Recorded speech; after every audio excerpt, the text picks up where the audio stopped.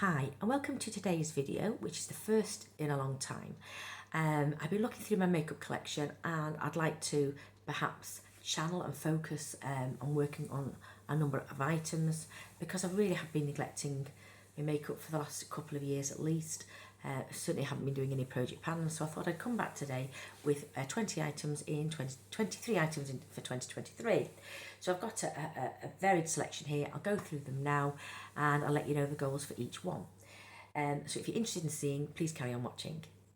The first item is from MAC and it's Fix Plus, which helps blends powders. It's not very good in terms of enabling or adding extra longevity for the makeup, but it's okay. I find it has a good locking mechanism, but I find the spray to be quite dropletty and not a fine mist, but it's good enough for what it is. I've got a marker where I was up to, and hopefully I shall get that finished this year. I've got it on today as a final spritz of my makeup, and if you get hot in the day you can also add that as well, and perhaps put it in the fridge. The next item I've got is perfume. I wanted to add a perfume rather than do a perfume project pan or use it up, and I particularly chose this because of sentimental reasons. I was very sorry to hear that my favourite designer, Dame Vivienne Westwood, passed away on the 29th of December. That saddened me a lot. And so I have a lot of perfumes by her, or a number, and I thought I'd get a flanker from the original perfume Mon Boudoir, which I don't particularly like, but this flanker I really do like, in that a flanker is one that it's a variant that was brought out after the original, and it's called Mon Boudoir.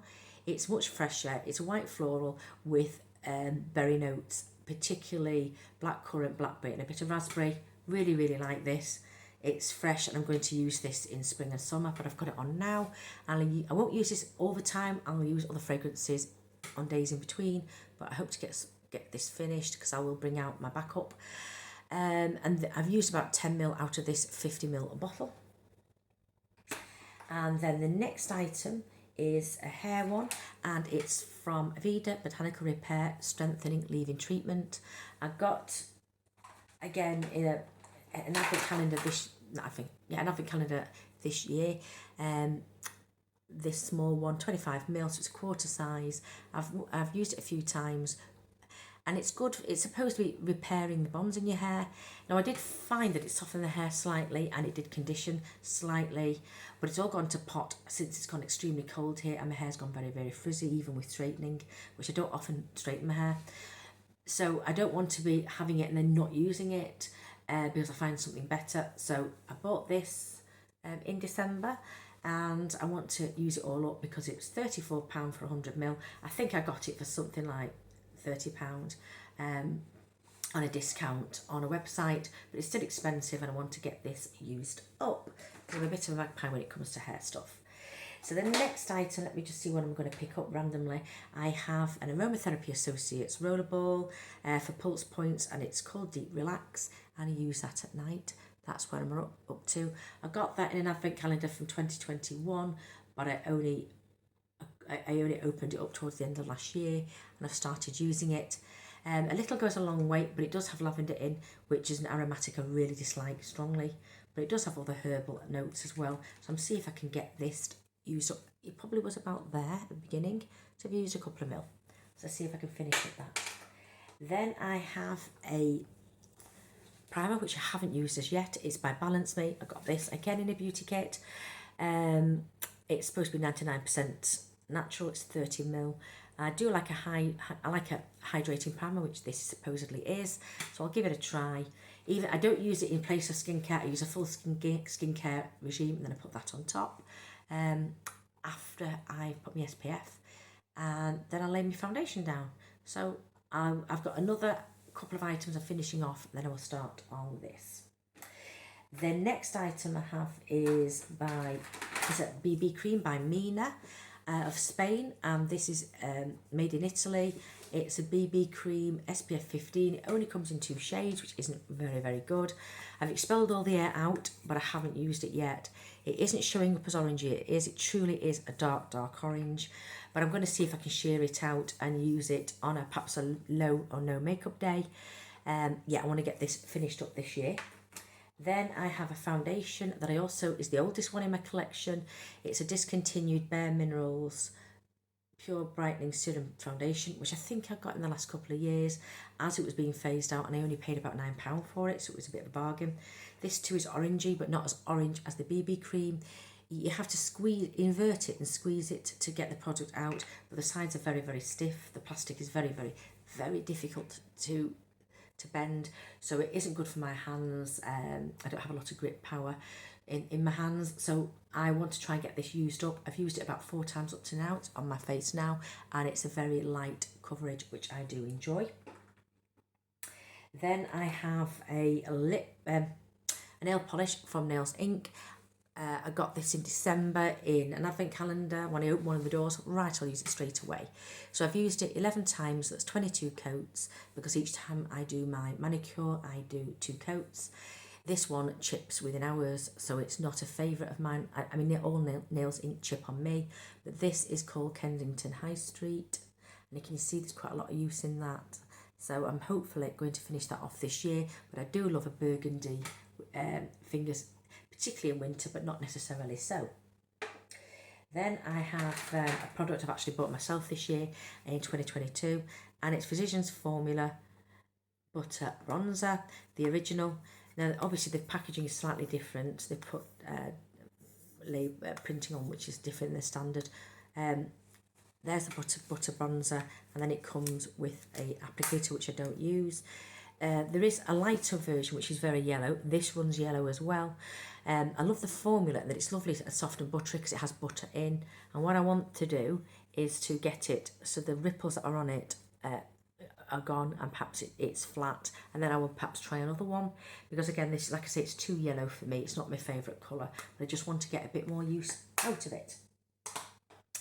Then I have a face product from By Terry, which I got in a kit when I bought a full-size item, and this is their most favourite or popular colour of blusher, and it reminds me of the Chic to Chic, is it First Love or First Flush by Charlotte Tilbury, that it's very, very similar in colour to that. I didn't think I'd really like it. It's very good for pale skin, pale cool skin, but cool toned. But I have quite a lot of redness, and I don't like pink because it can exacerbate the redness if there's a lot of pink on the cheek. But on saying that, it's quite good because, like I said, I use a very light foundation. You can see the redness there, but I quite like it. So my aim is to get that finished up. Then I have Hourglass Ambient Lighting Powder in Dim Light, which is my favourite. I've had it at least a couple of years, but last year I lost it, and then I bought a full size. This one's had a bit of love in. You can see the air bubbles because I think it's a cream that's baked. It's baked onto a ceramic disc at the very bottom. So I'd like to hit pan, and then I will rotate it out because I'll probably use it. I'll continue to use it as a touch up when I go out of an evening, which is not that often, but when I do, I like to bring this with me. Then I have an item I've had quite a long time since it come out. It's Too Faced Love Light Blinded by the Light is the shade. It's no longer available. It was discontinued within the last couple of years. I particularly like it. I know a lot of people didn't give it a lot of love because it's not as creamy as the more modern formulas, but it's creamier than a lot of others that are still on sale today by other companies. Also, I think the issue is it's not easy to pan unless you use a big brush because it is very hard, compacted. I've been using it a long time with a very, very small brush, so I pick up very, very little, and there's little or no waste, and I've been using it at this end. So can you see it's domed at one end, which it originally was, all domed, and it's now flat there. So what I'd like to do this year is flatten the rest of it off. You can see there's even pattern there. There you go. So if I can actually get this finished, I will be, flat, I'll be happy, and I can rotate this out and bring another one in. And because I will use that as my main highlighter. Then I have an eyeshadow by Rowan, which I've got in December from an advent calendar. It's called Disco Eyes, and it's in a metallic, I suppose the plastic metallic particles, they must be, I imagine, and they're very, very chunky, and can you see there's quite a lot of disruption in movement in that. It says use a soft brush, but a soft brush will not pick it up. I use a firm brush and I place it on top of like a matte eyeshadow, and it just gives a sparkly effect. It doesn't drop, so it does stick well. I don't use a glitter glue. I think if you did and you use this, you might get a liquid metal eye look. I'm not sure, but I like it and I would like to finish this one up. Then I have a Marks & Spencer's Autograph eyeshadow. This has been discontinued. I use this as a base, really. If I put foundation on, then I'd put a dusting powder over the face, then I'd lay this down, then I'd put any other shadow on top, which would allow a better blending. But this is a very pale mauve, near white, but it is cool toned, which suits my skin. What I'd suggest is if you want to put a shadow, lay down a shadow first, get a skin tone one, and then you can put whatever colours on top and they should move better and blend better. I now have a Pixie by Petra. This is a corrector which I have had in the past in a project pan. It's half empty, half full, whichever way you want to see it. And yeah, it's quite a waxy, oily type. So really the best way you can apply it is with your fingertip, because it will gently heat the product up and then you can tap it and blend it under the eye without pulling.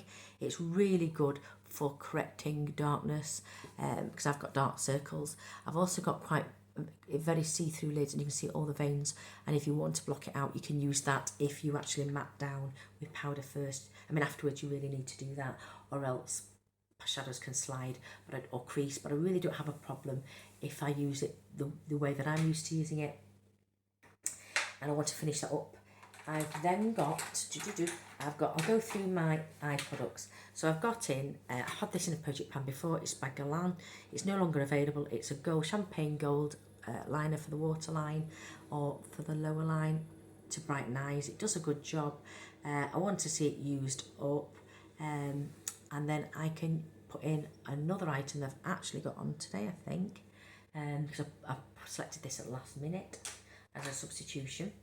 I've then got Daniel Sandler, and he's a makeup artist that does absolutely beautiful makeup, and this is a black eyeliner and it's waterproof. It's absolutely beautiful. I'm not going to say it has the finest point, but it's really, really good. I've got it on today, love it, and I want to finish it up. I've tested quite a few and this is my favourite, so I want to finish it before it goes dry, basically. See if I can do that this year. Then I have, this is fairly new, I got this in 2022. It's a Rodial brow pencil, and it reminds me of precisely my brow. I don't think it's as good, it's much drier. It's ash blonde, and it does look quite blonde, but on the eye, I've got nothing else on it, looks very, very taupe and very dry. So I'll try and get this finished up. There isn't a lot in it, and then I will move on to, I'll then put in another product from the same category. It's a shame because I really do like Rodial an awful lot. Then I have 3 items for the lips. The first one I've got on today is by Lipstick Queen, and it's Sweet as Honey. It's a waxy consistency with a bit oily. Not my favourite colour by any means, but you can just lay it down without a liner if you want. I want to get it used up. I got this in a kit, like a beauty box kit. And yes, let's see if I can finish this. This compartment is quite nice and heavy, metal, and then it's got a plastic lid. Yeah, so let's see if we can get that out of my collection. And then I have this is discontinued, a Stila balm, and it's a bit like, isn't there a black honey balm from Clinique? It's a bit like that, and it's quite waxy, and it gives a really nice stain and moisture to the lips. I really like it. I've used it, I'll show you. There isn't a lot of product in, but it is quite thick, so a little goes a long way. And I have used it because it does now sit recessed slightly in the container. There you go. So I have had some use out of it. I want to finish this off because it is very old. And then the final item is another discontinued item here in the UK. Is Makeup Forever Lab Shine Diamond Collection D6 it's called. So it's a fuchsia to magenta sort of colour. I know magenta is the Pantone colour of 2023. This still has its nice fruity fragrance. So like I said, I picked it up, I think it was a TK Maxx for a couple of £. It was inexpensive. and I do like the colour. It goes very, very well with the Stila product. I have used these up before, so I want to get that finished up. So if I'm right, they're all 23 items. So let's see if I can get some use out of them. I'm hoping to come back every month with an update. And I hope you found this enjoyable, and hopefully I shall see you again. I may be doing an empties video or something like that. But otherwise, thank you very much for watching. Do take care of yourselves, and